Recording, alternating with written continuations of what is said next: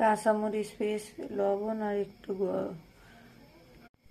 কাঁচামরিচ পেঁয়াজ একটু লবণ আর গরম মশলা দিয়ে আমি আলুটা মেখে নেব।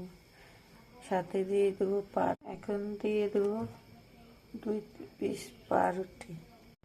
এই যে আমি একটু বেসন নিয়ে আলুটাকে এখন ভালোভাবে মথে নেব।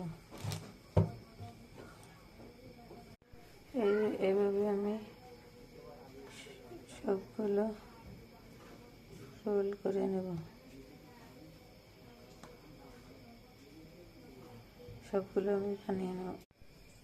আমি হাতে একটু তেল মাখিয়ে এখন সবগুলো এইভাবে ফ্রেঞ্চ ফ্রাইয়ের মতো রোল বানিয়ে নেব। আমি সবগুলো রোল বানিয়ে নিয়েছি। এখন তেলে এই জন্য অনেক সুন্দর করে ভেজে নিয়েছে যে ভিতরটা খুবই নরম থাকবে আর উপরটা মুসমুসে হবে।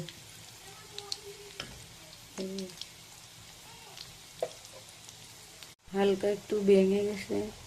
আমার আবার তেলের ভিতরে কিছু দিলে ধৈর্য ধরতে পারি না, তাড়াতাড়ি নাড়া শুরু করে দিই। আমার মতো কার কার এমন অভ্যাস জানাবা।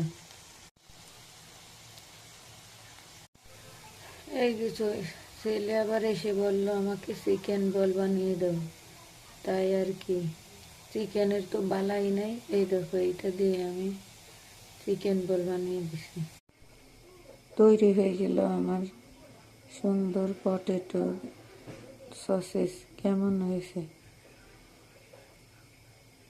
আমার বাচ্চারা সবজি খেতে চায় না দেখে এইভাবে আমি বিভিন্ন উপায়ে এটা সেটা ওদের বানিয়ে খাওয়াই।